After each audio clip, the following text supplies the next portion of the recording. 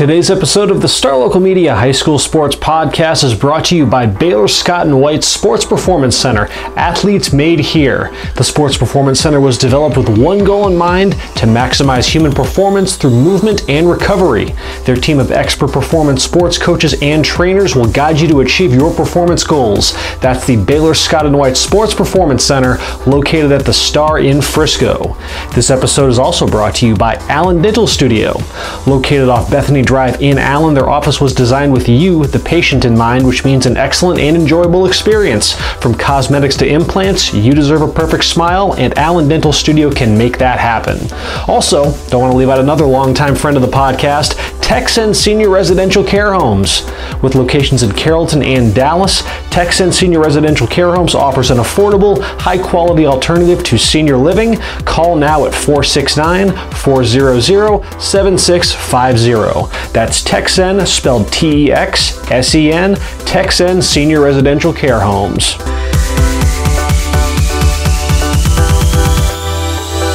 Welcome to another episode of the Star Local Media High School Sports Podcast. My name is Matt Welch, sports editor here at Star Local Media, being joined by the entire crew. We got Bryan Murphy, Kendrick Johnson, Devin Hasson, and Taylor Raglin. 2 months of the season are in the books, guys. High school football, that is. Does it feel like 2 months, first off? It feels like the season's kind of flying by. No, it's been a whirlwind. Yeah. With a lot of, I think the results and the nature of some of just the craziness has also made it feel like one thing after another. It's like every week there's something that we're just like, what? Yeah. And there was a lot of that last week, and we can certainly get to that because we're 8 weeks down, 3 weeks to go. Playoff pictures are starting to come into focus a bit better. So let's just kind of break down where things are at through 8 weeks, especially with what we saw last week, because there were certainly some games and some results that, a little bit jaw dropping. We can start over in 5A. Over in District 5, 5A Division 1, where, fortunately, Bryan, you were off. First off, how was your weekend? It was good. It was really busy, really long. I'm weddinged out for forever now. For now. I needed a full weekend to recover from that, but no, it was fun, and I was still keeping up with the game of the week, or at least in my opinion, the game of the week, and I was shocked that it was that close. And you asked me a good question, before we got on the podcast. Which score was I more shocked about? Lone Star, the Colony, or Frisco and Denison? Frisco, Denison, we'll get to that later, but my jaw actually hit the floor when I saw that one, just because of 10-7, just so weird. But I was keeping up with Lone Star and the Colony at the wedding rehearsal I was at. I was like still checking my phone every now and then. And I was like, oh my god, because it was just the second half. It was like 13-10, I think, at halftime, and then it was just explosion, big play, big Christian Gonzalez, Marvin Mims, Jake Bog, our own Kevin Reynolds. We had a stringer at that game, and little Kevin, man, he killed it with the story, man. He said it best, something about two heavyweights just going at it, and I mean, just given how the Colony had kind of fumbled the ball against teams like Centennial and other subpar teams so far this year, I thought Lone Star was really gonna give it to him, and boy, but I mean, the Colony always whips out the crazy stuff against Lone Star. I mean, we saw it last year. Pops the coach Rangel now, and they be bringing it. Right, Rudy. He brings out all the stops against Lone Star. They had 2 onside kicks. They attempted 2 fake punts, which they converted. I love it. Yeah, just a total kitchen sink game. Yeah, exactly. Lone Star turned the ball over 3 times. The Colony did not. It's every little thing had to go the Colony's way. It was it seemed like a perfect storm for somebody that wasn't at the game. It seemed like a perfect storm of Lone Star having its first kind of not even down effort, but just not being perfect and facing some adversity, and like you said, turning the ball over. And then the Colony, with no expectations, nobody picked them to win that game. They were like, let's just go out and do crazy stuff and see what happens. You got nothing to lose at that point. Yeah, so why not? And that was the first time all year that Lone Star hadn't had the game locked up by the end of the first quarter. And so I think they were like, what is this? What's happening? It was also the kind of game that is probably good for both programs. Because if you're Lone Star, you've now experienced somebody actually testing you and having to win a game that you did not bring your best effort. I mean, that was not the Lone Star team that beat Highland Park. And for the Colony, you didn't quite get there, but the showing has got to make them feel a little better after, like you mentioned, games against Centennial and just some of the stinkers they've had that they've still won, but now the Colony's like, okay, we didn't win, but that was a better effort, and that's more indicative of maybe what we can be. But the real winner, and my man Devin can attest to this, is whoever wins the district championship in District 7 5A, because they won't have to see Lone Star or Highland Park into the regional final. They stay on that other side of the bracket and get their one shot to swing on the bully. And you brought up a good point, man. Lone Star should have just lost the game until the 5th round, man. Now they're going to have to face them, what, 3rd round? 3rd round, yep. It'll be the 3rd round between them and Highland Park. Theoretically, it's going to happen at some point. I know, but it's not right. 3rd round. That's a state championship game in the 3rd round. Yeah. But yeah, like so with the Colony, because it was weird because they did come into this one with a lot of really inconsistent results. You mentioned the game against Centennial, and then there was, what was it, Heritage? They were kind of going back and forth in the first half with. 2 weeks ago against Heritage, it was 21-21 going into the half. It was, but a lot of that was centered on like, okay, their defense has just been really up and down. Like I don't think any of us ever doubted that they have the ability to score on just about anybody. When you look at the skill position talent that they do have, I mean, and that's the thing about this matchup that I think kind of got a little overlooked in that Lone Star just going to murder them, is that like Lone Star still hasn't seen a team with that level of skill position talent. The Miles Prices, the Keith Millers, the Christian Gonzalez's, guys that can all like in one play just swing the balance of a contest, and then you factor that in with a creative coaching mind like Rudy Rangel, and it was the perfect mix between an approach that was so like just beyond the pale and just the kind of chances that you needed to take in order to make a team like Lone Star uncomfortable, and also having the talent to execute that.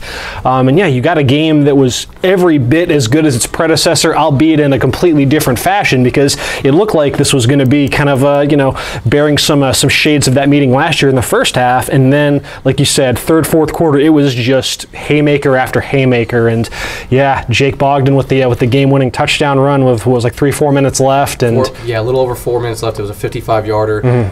I was seeing the Lone Star kids on Twitter calling him the GOAT that night.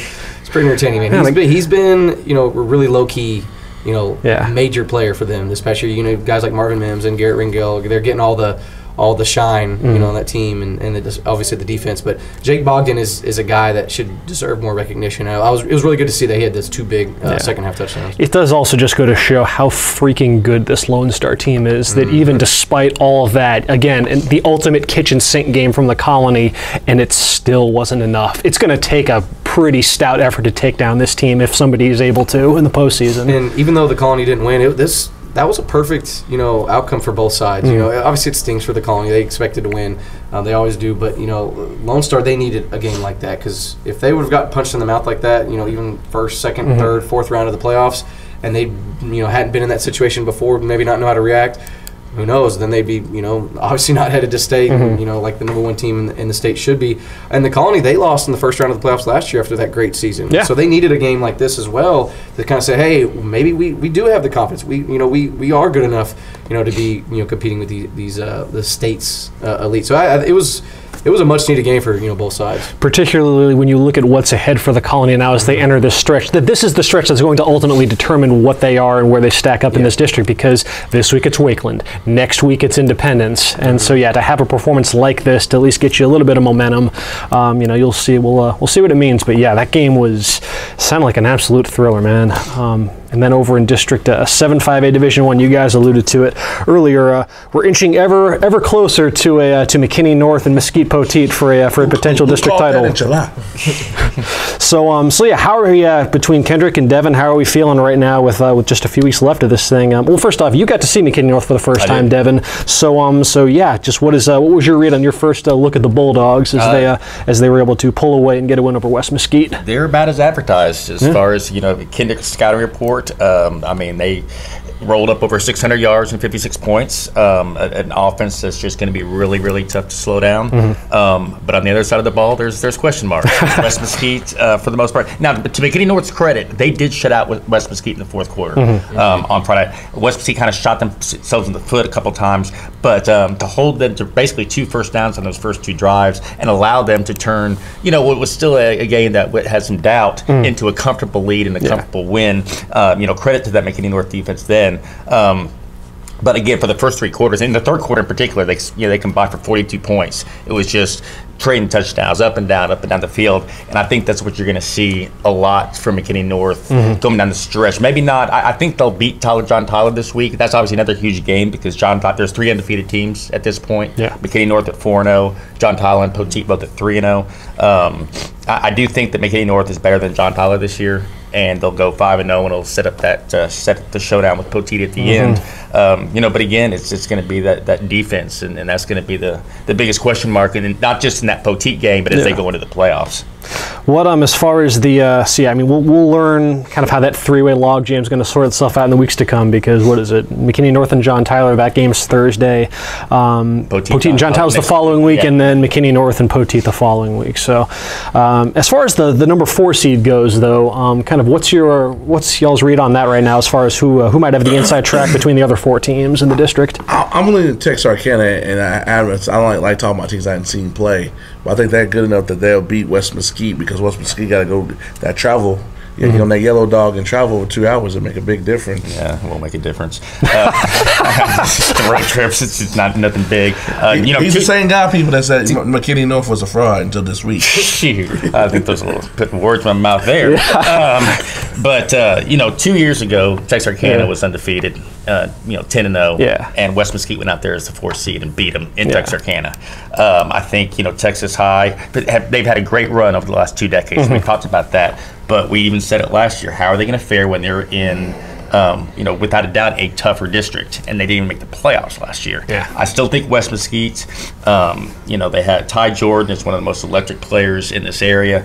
And I think he's a difference maker. And again, we don't get to see Texas High very often. We can only kind of compare it with, common results. They got beat by Poteet 51-10. I mean, against the contenders, they've lost by a wide margin in all 3 of those games. Again, that's going to be Texas High's probably going to come in. They're 1-3 right now. They play Wiley East, so that's probably going to be a win for them. And then it sets up. It's going to be them in West Mesquite. Likely in Texarkana on that last day. I just think West Mesquite's a better team. 7-5A Division II. Now, Taylor, last week on the podcast, I was worried you were about to have a stroke trying to make sense of this district because of just how topsy-turvy these results have been. No, it didn't. So we will somehow, again, we'll try to regroup and make sense of this, because Frisco fell from the ranks of the unbeaten, and wouldn't you know, man, just a bizarre game with them in Denison, 10-7. So, yeah, Brian, what was your reaction to this one when you first laid eyes on that final score? The first initial thought was, okay, Frisco may not win the district title now, possibly. But another thing I really thought of, that really hurt Reedy. That's worse for Reedy. Yes, huge. That was bad for Reedy. It is much worse for Reedy. Because Reedy would have the tiebreaker over Denison. They beat them head-to-head 35-32. But now Denison picked up that unexpected win. Now they're, still 4-1. Reedy's, they're 3-3 with 2 games left. And the one thing I'll say is that Reedy will be 5-3. They will. Reedy has they have Princeton probably and the Lebanon Trail left. Yeah. And so they'll be 5-3. But if you look at it, if you say, okay, Lovejoy, they still have Frisco in that final game. Say they lose to Lovejoy, they'll still be 5-3. They'll have the tiebreak over Reedy. Now Denison, they should. Let me see who they have left. I mean, off the top of my head, I don't know who. They have Memorial and Lovejoy. So that Lovejoy game and Braswell. So they have Lovejoy and Braswell. They could. Yeah, they still have the thick of their schedule as far as this week, and that should be a win. Yeah, and then so that would put them at 5 wins. And so Reedy has to hope Lovejoy and Braswell both beat Denison, because then they would have the tiebreaker over them. But Denison, flying high, just beat Frisco. I don't see them losing both of those games.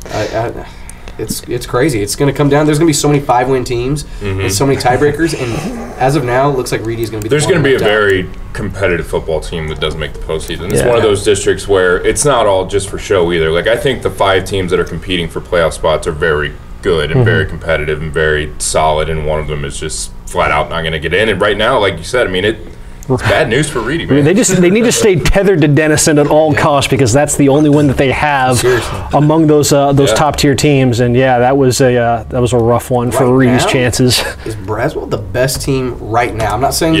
I think so. They certainly seem to be trending upwards in a way that the others. Frisco, I should say, got Braswell really early, and that was a close game. I think if you replay that one, Braswell might win that football game. That's a really good team. To challenge to the playoffs, right? Yeah. So they got that new enthusiasm. Really good. Still, and that's the last game of the season. Could very well be for the district title between Denison and Braswell. It's crazy to think in hindsight. 2 weeks ago, who would have thought that? Yeah. We're not going to know anything about, it's going to be going into that last week. We're going to have all the scenarios, but as of right now, it could still go one of 87 different ways. Like it's still so up in the air. But just some of the numbers from this Denison-Frisco game, such an uncharacteristic night for Frisco. Just 157 yards of total offense. Bryson Clemens accounted for 148 of them. It's like almost like they went back to their wing tee. Obviously I wasn't at the game. I didn't see what happened, but Corey Green, 2 for 18. Yeah, 2 for 18 passing, 10 yards. Yeah.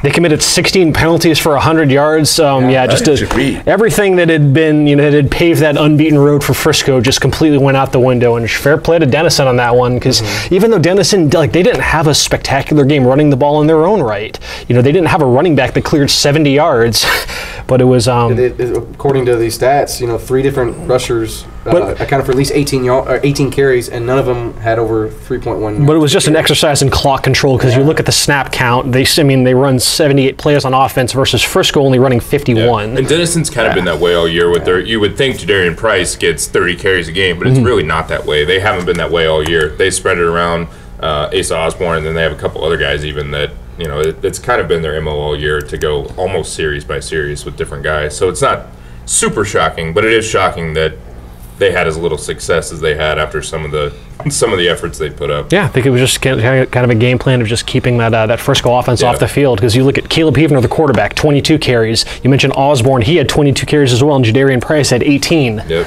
I mean, that's wild. And Bryson Clemens had 20 carries, and that was, it was just the kind of laying a bit of a blueprint now. It's curious to see if teams have the personnel to kind of replicate that going forward, but it's weird not seeing Chase Lowry in the box score too. Yeah. That was odd.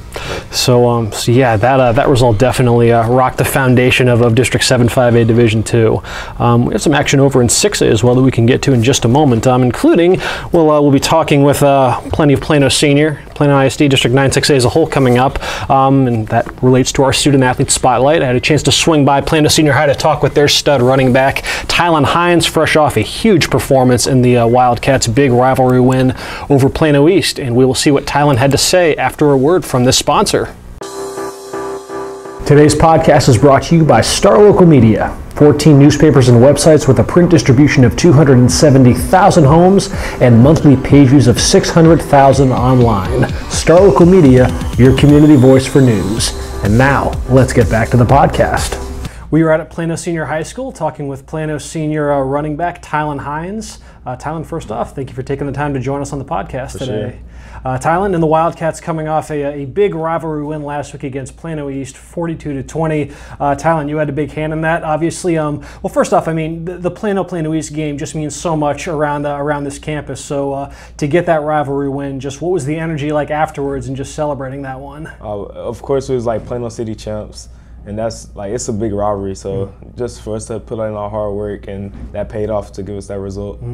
Now, like I said, you had obviously a huge hand in that outcome. Was that a career high for you? 261? Yes, sir. It was a Feels like high. It's a pretty big number. Yes, sir. So, yeah, you had 261 rushing yards, 3 touchdowns. So just kind of put that performance into perspective and just what was clicking so well with the run game and for yourself on Friday. Yes, sir. Our offensive line is improving greatly. They started out young, but now they acting like veterans now, and I'm just proud of their hard work and the team executing. You mentioned just now being the Plano City champions, and to do so by beating East. Given just the history between these two schools, does the energy ever feel any different for the Plano East game compared to any of the other ones? Because obviously I'm sure you guys know a lot of them, they know a lot of you. Just talk a bit about the rivalry aspect of this. Yeah, well, no matter their record, they're always going to come out hard because it's a rivalry game, and of course the brothers, they all battling and just trying to see who come out with the win. So it's always a good game.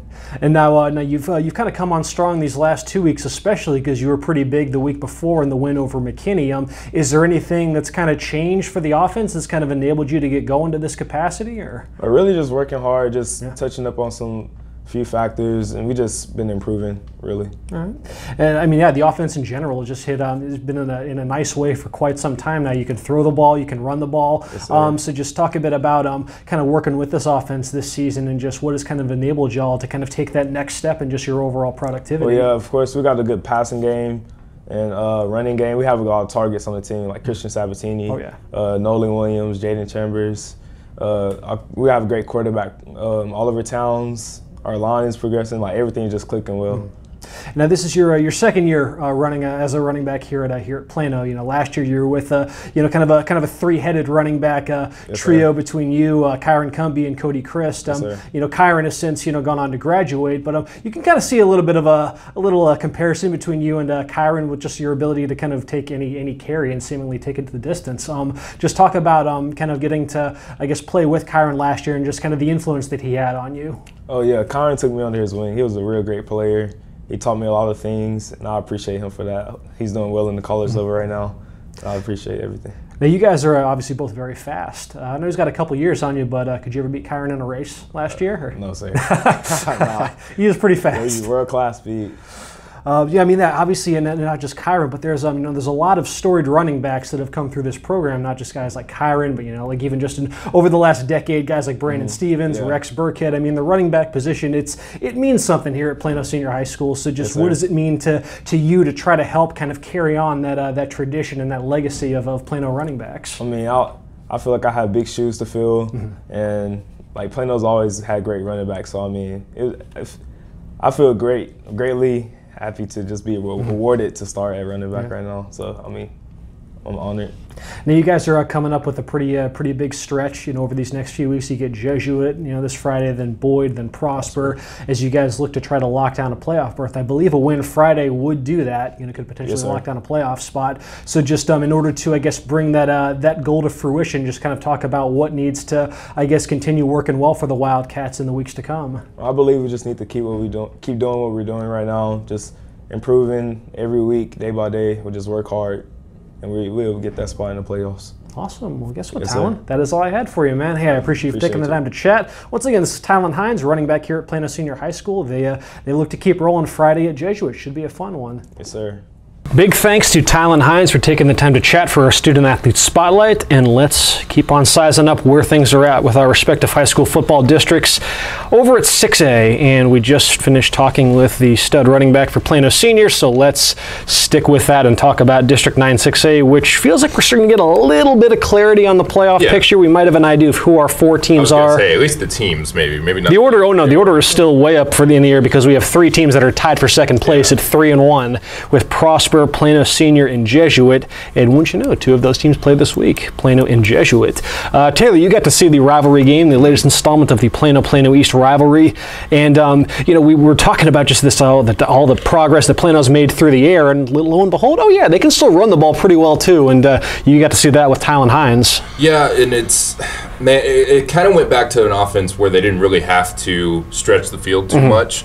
And I think a lot of that had to do, they were up 14-0 on two 55-yard runs from Hines within, their first two drives. So, they got up 14-0, and Oliver Towns, they asked him to be efficient, make the passes he had to make, take what was there, and he did. I think that's even just the difference for Plano. Like, they have a quarterback that's very capable of, if they have to stretch the field, he and Chambers and Smith and those guys can do it. But if not, he also has that game where, it's 3rd and 8, and he finds his little 12-yard, up the seam and does the little things in the passing game that they didn't used to have. But it certainly helps when you get 260 from Tylan Hines. I mean, that dude is really electric. His best game of the season by far. He could have done this against other teams, I'm sure. He just happened to finally kind of break out. Kayvon Hamilton wasn't there for East. That's a big part of that East defense is kind of in shambles. They're walking wounded right now. Yeah. But to talk about Hines, I saw him last week against McKinney. He reminds me of another previous running back, Kyron Cumbie. Oh, yeah. Except he's bigger. It's like, I said that a bunch last year. This man 20 carries a game. He's putting up 200 yards a game. So he's that talented. And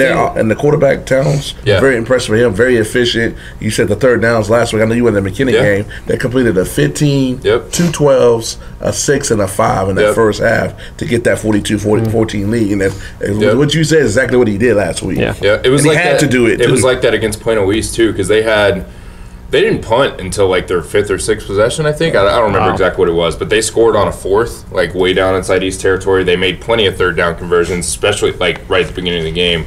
And just overall, I think it was a big game from Plano, just because they kind of have a reputation, I think, lately of just being up and down and kind of not, especially in the rivalry games and the ones that are kind of crazy. I think it was big for Plano to come out and just put that game away. You know, East hung around. They were only down 8 at halftime. Then Plano comes out in the second half, gets the ball first, scores, gets a stop, and then scores again. And it's like, okay, no, we're going to put this one away. It was like 35-13. So that offense is legit, man. I mean, the defense, you know, East didn't have Dylan Hayden at quarterback. Ryan Faust started again.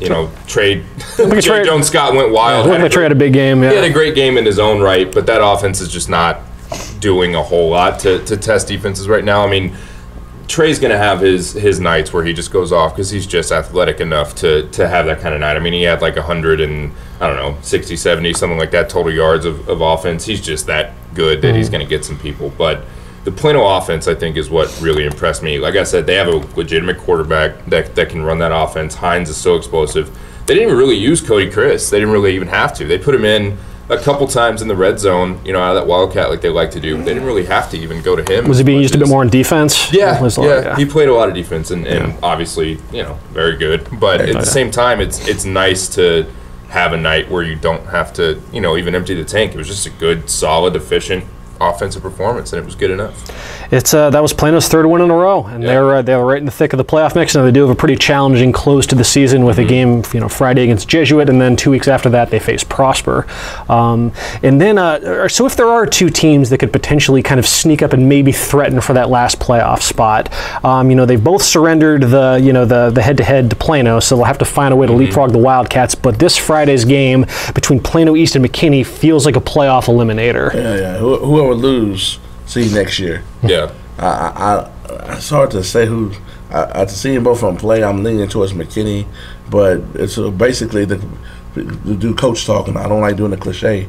Whoever makes the least turnovers, whoever turns over the ball the least will win this game. That is the one thing I'll say about East. You know, it's weird when you get spanked in a rivalry game like that by that many points, but at the same time, it was certainly cleaner for East. You know, they were without a lot of pieces, especially on defense. Dylan Hayden, as I mentioned, played some receiver but didn't play quarterback, and he's clearly been the best option under center for them. So who knows if he'll, you know, even line up back there. The shoulder's still bothering him. But at the same time, you know, you go from a game against Allen, and granted it's Allen, but where you have 3 turnovers in the first quarter and you're done before, you know, you even can look up and blink. But, you know, against Plano, they just flat out got beat because Plano's the better football team. But the effort, the special teams effort, which has plagued them a ton, was better. The turnovers were better. I still don't think they have enough to beat McKinney, especially if Hayden's not healthy, which who knows what's going on with that. I think that McKinney's just a little bit more consistent. But, yeah, I mean, at this point for East, I think it's just kind of about putting some stuff together, playing cleaner, and building some good momentum for next season if you don't, you know, somehow sneak in the postseason. Not getting beat by Plano West next week. And not getting beat by Plano West, which is a legitimate Nobody wants to be that think. team. Yeah. Well, but props to them, Plano West. First time I saw them play, somebody's going to be that team. It won't get to 40. I have confidence that streak's going to end early next year or maybe against East. Well, they'll get to... They'll schedule a more reasonable non-district schedule than... They've had a tough non-district. Than Flower Mound and Mesquite. That has not helped. So, you would have to think they'd schedule some winnable games, but we'll see.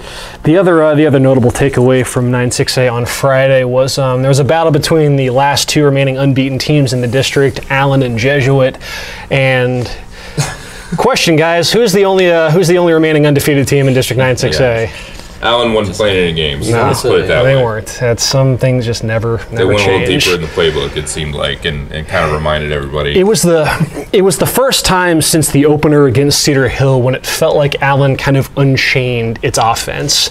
And like I mainly say that one because this was the first time since the opener that they made an actual effort to run Raglin Sharp, which is something that they had not been doing, partly because, you know, Sharp had been nursing an ankle injury early in the season, and then the matchups hadn't really necessitated that they had to, you know, really go to that level, and they were running Sharp much more. He led the team in carries with 14 for 96 yards, and granted, a few of those were on sacks in the second half. This is the yards per carry were in the double digits after the at halftime. Allen amassed almost 500 yards of offense in the first half, and Jesuit, which was coming off just such an impressive blowout of Prosper, where they were up, where they ended up beating them 41-14. They were down 41-17 at the half in this one, and we had the conversation Friday when we all came back to the office about how it was a lot like that game against Plano East from Allen last year. Yeah. It was a team that was feeling really good about itself, coming into Eagle Stadium, we're undefeated, we're going to make a game out of this, and Allen reminded everybody exactly how this usually goes. Were you at the game? I was. You saw they showed in the Cowboy game last night. Oh, did they? I was watching the Cowboy game last night. They showed highlights from the Allen and Jesuit game. Yeah, and I believe, there were plenty of them. I mean, you had the Green twins, Blaine and Bryson. They both had spectacular nights. Bryson, if you go to Twitter, you go to YouTube and check out the video highlights. He had a touchdown where he catches a screen pass. He spins off one Jesuit defender. Looks like he's getting tackled by another and drags the Jesuit defensive back 10 yards. Down to the one where he extends over the goal line for the touchdown. Just some incredible strength on that touchdown. And then his twin brother Blaine has an 87-yard touchdown catch on the following series. They did as they pleased, and it was really kind of like that first performance of the district season when, like, okay, there is the usual clear line of demarcation between Allen and everybody else in this district. That matchup reminded me of when Tom Brady gave the chant, "We're still here." Allen is the New England Patriots. And that was their game saying, hey, we're still here, we're still Allen. And then the run game, I mean, their defense, I don't want to leave out the defense. I mean, they held that Jesuit run game, which was so effective against Prosper. And, I mean, E.J. Smith was able to do some stuff in the passing game that hurt him a bit in the first half. But, I mean, they held E.J. to just 23 rushing yards and like 10 carries. The running game was only around like 2-3 yards a carry for much of that first half, and they just couldn't get that going. And that's kind of what Jesuit needs to be able to make the machine flow as it has. Allen doing the usual Allen thing, and they're all alone and look to be on their way to what would be, I guess, a 14th consecutive district championship. Let's see, over in District 6A, we've got a juicy one coming up on Friday in the latest installment of the Mound Showdown between Flower Mound and Marcus, albeit a matchup that took a little bit of a hit with Flower Mound taking its first loss in district last week to Hebron in a game that had the signs of this was a competitive game for 3 quarters, and then Hebron gets 2 touchdowns there in the 4th on kind of a bang sequence where you score one on a touchdown pass from Carson Harris to Jediah Henry. They get a turnover the following series, and then it's Harris to Henry once more, and just like that, it's 31-11, and it looks like a blowout win of sorts. But definitely a needed performance from Hebron coming off of that loss to Marcus to kind of bounce back and just look a bit more like the district championship caliber team that they had at least shown signs of being throughout the season. With Flower Mound, it's a lot of this kind of went against the grain for what Flower Mound's shown. 300 yards of offense, that's a down night, big time for what that unit has shown. They, Blake Short's intercepted 4 times. Now, I know Hebron has a really solid defense, but that's very uncharacteristic. It's just the run game only averages, 2.9 yards per carry. It's just when you factor in how they fared against Hebron and against Prosper, it's perhaps maybe a tad alarming that against arguably the 2 best defenses they've seen this season, that Flower Mound's offense has fallen a bit short. And that'll get tested once again on Friday because Marcus has what's been a really stout defense. They held Hebron to just 14 points. I mean, Marcus almost lost, though, in its own right against Coppell, and that just shows you just how wheels off this district can be, because you have a team like Coppell, which, all signs are pointing to Coppell most likely being that odd team out and missing the playoffs. Heck, right now, technically, Coppell is in 6th place in this district because of the way the schedule has been aligned. Irving MacArthur is technically in 5th place at 2-2, albeit Irving MacArthur and Coppell have already played this season, and Coppell beat him 42-6. Yeah. But that's because MacArthur still has to play the Lewisville ISD schools over the back end of the schedule. Coppell, then Coppell though gave Marcus all he could handle. This one went into overtime, and it was it was Tyler Gainey who put that game away with a touchdown, and then it was Jaden Robinson, a receiver who was playing some defensive back. He got a pass deflection there to preserve the victory in overtime, and Marcus escapes with a 15-7 victory. They're going back to the playoffs. That's got to be a great feeling after being the odd team out, and they're the only undefeated team left in this district. So just like that, this Mound Showdown is so huge because if Flower Mound wins, then Hebron, Marcus, and Flower Mound. Granted, Marcus has the win over Hebron, but it would just be all a jumbled mess with everybody having one loss and beating each other. If Marcus wins, they go to 5-0 in district. Yeah, could stay undefeated. They would have beaten both Flower Mound and Hebron. I mean, that makes them the instant title favorite. We're in a scenario where if Flower Mound were to take down Marcus, we could conceivably have a 4-way tie for first place this time next week, because Hebron is going to take care of Nimitz. Lewisville is going to take care of MacArthur. So yeah, that would be, oh boy, an absolute ice cream headache tiebreaker. Why you got to hate on urban schools? I mean, I'm just going off of what the results have shown, Devin. It is what it is. I wish they were in a different district too.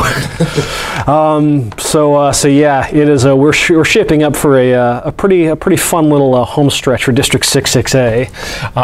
I guess the same could be said for District 10-6A as well, Devin, as we try to make sense of same level of team, but definitely a district that's not lacking in games that are like competitive, going down to the wire. And I mean, yeah, dude, Rowlett, it is just. Yeah, there's been 16 games, and 4 of them have been decided by 1 point, and 3 of those involve Rowlett. I wonder what finally came out on the wrong side of that last week. There's no way to know this, but I wonder what the record is for the most 1-point games for a team in a single season, because that's pretty incredible that Rowlett's doing this. 3's got to be close. In this day and age, you go back to old school football. We had a lot of 7-6 games because it was defensive. But today with the spread, and I mean, and that's the thing about Rowlett. Last week was 14-13. And the opener against Naaman was 7-6. You see some of these 48-47 games, but it's not just that they're involved in 1-point games; they're low-scoring 1-point games. It's a little bit tougher on the eyes. And I think that if you look at any of the top 6 teams in this district, are capable of beating each other. I mean, you have a 4-way tie right now with 3-1 with Rowlett, Sachse, Lakeview, Wiley. But then you look at North Garland at 1-3. Well, North Garland lost by 1 point against Rowlett. They lost by 3 against Sachse on Friday. They beat Lakeview in the district opener. So they're certainly capable of still factoring into this race. But yeah, it's one of those that it's going to go down to the last week, and it's going to be fun. Playing point differentials and et cetera, et cetera. Obviously a huge game this week. Sachse and Lakeview. I think these two, I give them a slight edge over Rowlett and Wiley when we're talking district title contenders. I think Lakeview probably has the best player in the district in Kamar Wheaton, their outstanding running back, who needed only 8 carries last week to get to 200 yards, 8 for 200, 3 touchdowns. So, and that was against a solid Wiley. I mean, I'm sorry, losing my train of thought here. Against Garland team that was loaded up to stop him, but it doesn't matter. I mean, he's just one of those guys. There's a reason that he's rated as the #1 running back in the country for the class of 2021, because he's got the size, he's got the speed. When they lost to North Garland earlier, he was banged up at the first part of district, and I think with him healthy and other guys like Garnett Burke and some of the playmakers they have, I think that kind of puts them on a little bit different level. Sachse doesn't quite have the number of playmakers they've had in years past. They're still going to factor into the equation. I do think the winner of Thursday's game goes on and wins district, but as the first month is showing us, with all these close games, tight games, nothing would surprise me coming down the stretch with this group. Big deal for Lakeview. They haven't won district since '94, being alum. So before I was even in school there, it's been decades. It's been a while. Over in District 11-6A, we can close out with a look there.